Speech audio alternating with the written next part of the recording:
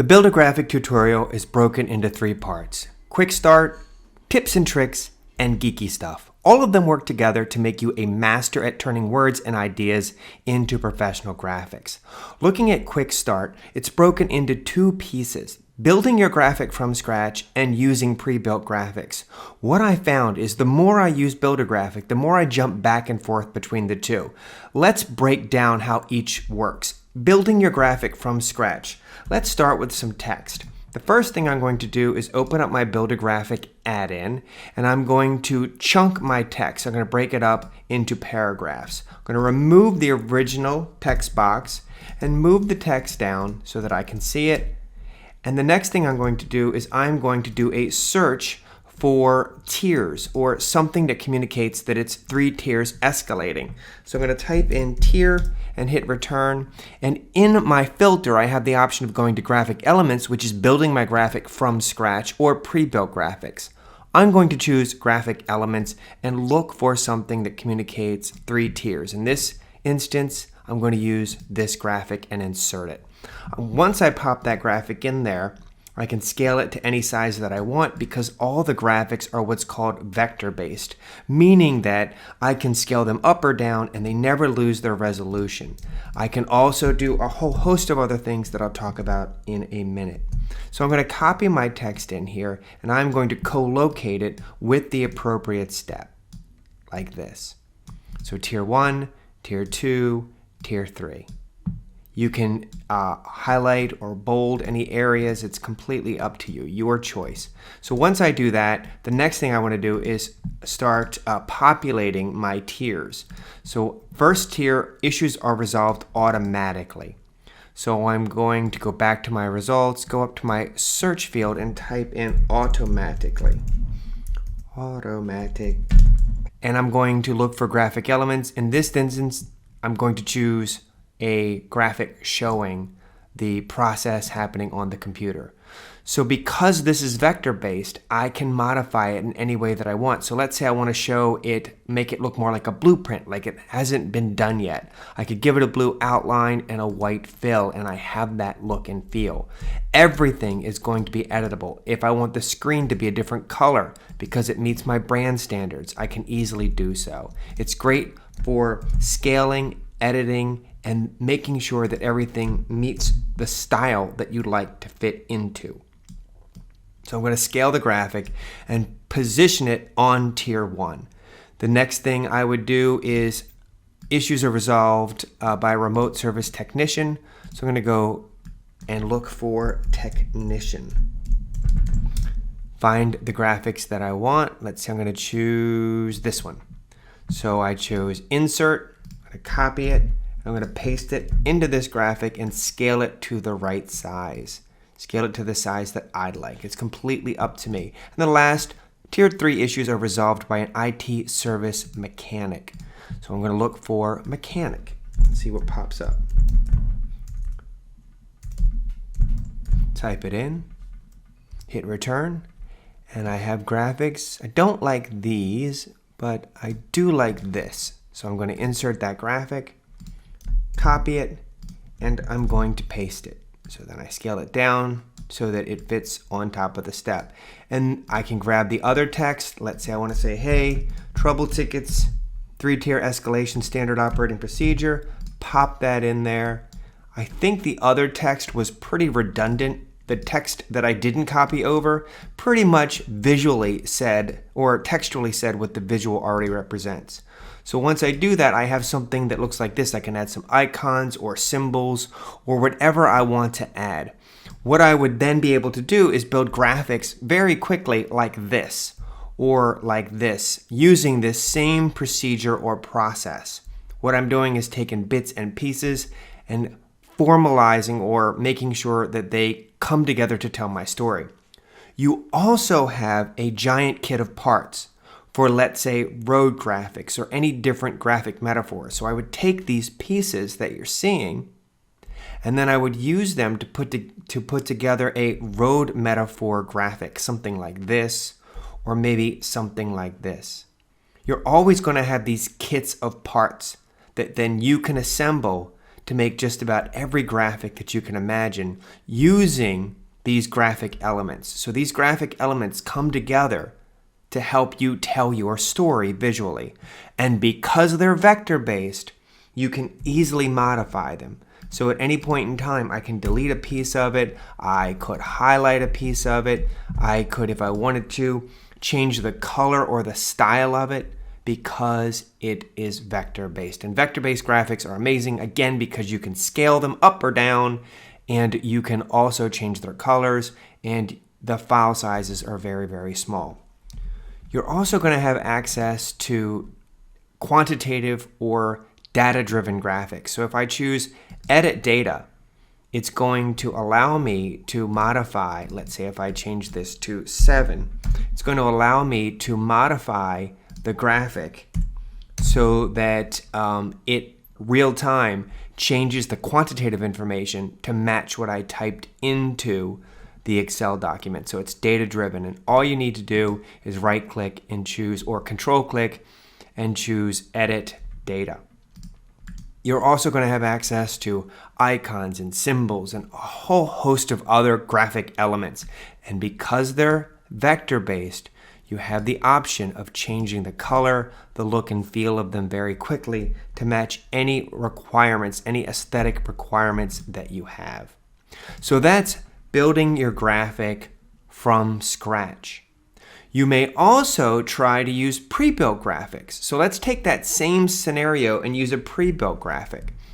So what I'm going to look for is the concept of 3. So I'm going to open up Build a Graphic, and I'm going to type in 3 and see what pops up. Now what I want are pre-built graphics. So I'm only looking for pre-built graphics. So I'm going to scroll down until I find something that I want. Now, one of the things that you may say is, Mike, how do I know which one to choose? And the answer is whatever works best for your subject matter, because you can preview it, see if it works. If it doesn't work, throw it away. It took you seconds to figure that out. Ultimately, anything you choose is going to be better than a sea of text. So using the visuals, no matter what you choose, it's still going to be an improvement. What I would then do is I would begin to copy and paste the text from here into this, and I would copy it in, and then you could format it so you could paste to match the formatting. You could do it any way that you want, so I could paste to match my formatting. I can then change the color, change anything that I want so it looks something like this. If I want to, I can switch these icons out just like I did previously. Like I said, you can go back and forth, and then you are left with something that may look more like this. So I just switched it out for other graphic elements. So you can see that I'm going back and forth between pre-built graphics and then using the graphic elements to make sure it's bespoke, it's specific to what I need for my content and my message. You can scale things up, you can scale it down because it's vector. You also have access to a graphic cheat sheet. Do download it. The link is up in the upper left corner, and the way it works is you're struggling with coming up with the right graphic type. Every graphic you will ever make is going to fit down the left side as far as what it's trying to show at its core, be it hierarchy, architecture or structure, process or flow, cause and effect. Once you decide at its core what it's trying to communicate, you would pick that row. And then you would decide if it's simple information, if you use something from the yellow column, if it's more complex, the orange column, and if it's quantitative, amount, value, or time, you might want to choose a graphic from the blue column. What this does is it allows you to quickly identify graphic types that won't work so that you can quickly identify the graphic type that will. So the graphic cheat sheet is a very, very quick way. It's yet another way to help you pick the perfect graphic for your needs. That's quick start. Go from 0 to 60 miles per hour without breaking a sweat. Now, some cool tips and tricks about using Build a Graphic. Really at its core, it's being able to quickly modify color or style and ungroup and regroup and scale. Really, that's at the core of being able to modify anything. So for example, if I were to click on this person, which is vector based, and I were to give her a blue outline, or maybe I want to give her a gray outline, and I'm going to give it a white fill, it looks almost like a drawing. You can then, if you want to, change it to a sketched line, maybe something like this or like this, and it looks more like a drawing. When it comes to grouping and ungrouping, things are grouped hierarchically. What I mean is I'm going to group it, ungroup it. Well, first of all, if I move it, it's one group. If I were to choose ungroup one time, now this is its own group. But let's say I want to get rid of the top stair. I'm going to ungroup it one more time, and I'm going to choose delete. And then I would regroup everything again so that when I scaled it, it all scaled proportionally. So now if I scale it, it scales proportionally. Now if I failed to regroup it, this is what would happen. It would start to distort and do very weird things. So be sure to regroup your content so that when you scale it, it looks nice.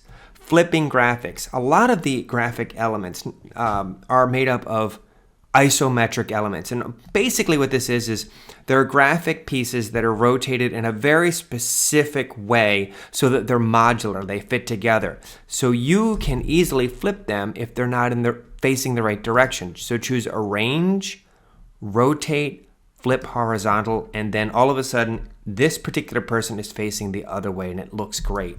The same is true for vertical. Let's say it's pointing down to the left, but you want it to point up to the right. You choose rotate and then you flip vertically and then you notice it's pointing in the right direction. So you're going to have a lot of isometric graphics that you can easily flip horizontally or vertically to make just about anything. Making something like this, here's a cool little technique.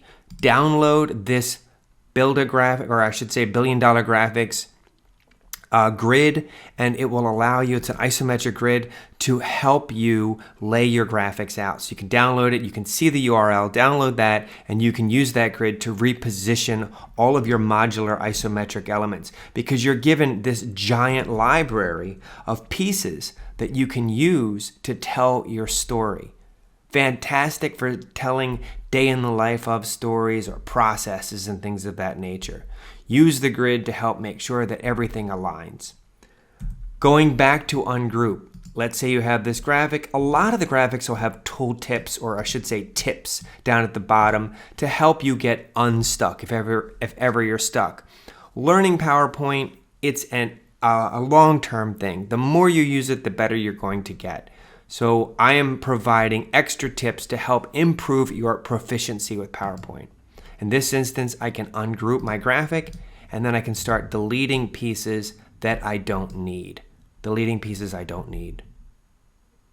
Let's take a look at ungrouping this particular graphic and see what we can do. So what I'm going to do is I'm going to ungroup the graphic, and then I'm going to duplicate this graphic. Duplicate the slide, I should say, and I'm going to modify it. So let's say I want to turn the needle slightly, and I'm going to rotate the arm. I'm going to move this piece up and over, and this piece, I'm going to move it down and to the left ever so slightly.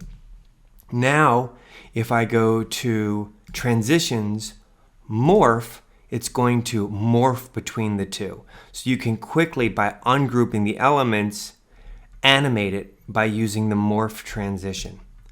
If, for example, I have this graphic and I wanted to delete a certain number of steps or add them, you can also add the number of steps. So I could copy, paste, move this up, copy, paste, move this up, and add the number, change the number to whatever I want. So let's say it's going to be 8. And then you could switch out the icon if you want to. But you can also delete the elements. So you could delete all the pieces that you don't need. Going back to this, same thing. So I've got this graphic. I can easily choose to ungroup the graphic.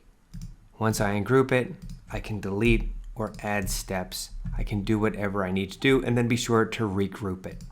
Another cool trick is we have this gauge graphic. Now there is the gauge graphic already built with the colors flopped or switched left to right. But you can do it very easily just by going to Home, Arrange, and what I'm going to do is I'm going to make the green over to the right and the red over to the left. I'm going to choose Rotate, Flip Horizontal. So now what I just did was so the green was over to the left. All I did was choose Arrange, Rotate, Flip Horizontally, and now the green is over to the right. If you notice, this needle is very easy to reposition by grabbing that bar. What it is there is an invisible version, no fill, no outline down here, which balances it out, which allows you can see it when I move it, which balances it out. When you rotate, as you can see, it does not change the numbers. So you want to manually change the numbers to whatever you need it to be. So you would want to manually change the numbers to whatever you need it to be. When you rotate, you can also accompany scale in order to reinforce the fact that the numbers went up, and you can use that same morph transition to achieve a really nice effect. The same is true here. Let's say I move this up, and I would have to manually change this number to match wherever it is. Pretty easy as long as you know how. So I'm going to scale this up. I'm going to say now I'm going to change this to 92%. See, we're at 92% of goal. Another very, very cool technique or trick is if I need to recolor a graphic. This blew my mind when I learned it years ago. So if I have an object and I go to my Home tab and I click on the so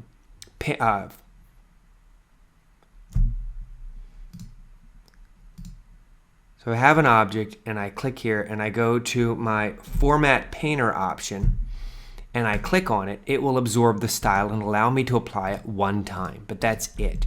But instead, if I were to click on this object and double click on the Format Painter, it would allow me to apply that color or style over and over and over again, which would allow me to change the look and feel of this graphic very, very quickly.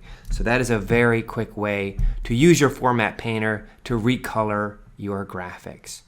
All right, so that is tips and tricks. All right, so the last thing I want to cover is very brief. It's geeky stuff. Specifically, I'm going to talk about exporting your graphics out of PowerPoint into other tools. Because your graphics are vector-based, you can copy and paste them into Adobe Illustrator. You can export them into Google Slides or import them into Google Slides, or copy and paste them into Microsoft Word. But there is a really cool technique that I want to share with you. So if you are dealing with a situation where you have a graphic, you've created a graphic, but you need it in a Microsoft Word document or InDesign document, and you've created the graphic full slide, you don't know when you scale that graphic, when you copy and paste it or export it and import it into the new app, you don't know what the font size is going to be. You don't have any control over that. Well, one of the cool techniques I learned is that I am going to group the entire graphic, and then I'm going to go to my Shape Format tab, and I'm going to make sure I'm going to click on this Size and Position doodad, and I'm going to lock aspect ratio. So I want to lock the aspect ratio. I'm going to click that, and then what I'm going to do is I'm going to change the width of the graphic to match the width that it's going to be in my document. So if I have an 8.5 by 11 inch document and I have 1 inch margins, my graphic can be no bigger than 6.5 inches wide. So I just scaled it down to 6.5 inches wide. The next thing I want to do is make sure that I scale my text down. So I have this decrease font button. So I'm just going to decrease the font until it looks really good. And I'm going to click on the text and say, okay, it's 11 point. I can go lower than that. So I'm going to go down to 10.5. Yep, I like 10.5. I think it's very legible in a written document. Then what I can do is copy this. I'm going to open up my Word file. I'm going to paste it in there. And now the graphic is exactly the size. The font is going to be 10.5. It's exactly the the font size. It's exactly the width and the height that I need it to be in my document. Including, or I should say, in addition to what I just shared with you, you also have step-by-step instructions on how to export the files at high resolution from Windows OS, from Mac OS, into Google Slides, into just about any piece of software. So if you go to that URL, which you are probably at now, but you may not be, if you go to that URL, Build a Graphic Tutorials, you will get these instructions on how to export files from Microsoft PowerPoint into almost any software that you can imagine. Well, that's geeky stuff. That is the tutorial that's going to get you from being new to this software to being a master at making everything. The more you use it, the better you're going to get.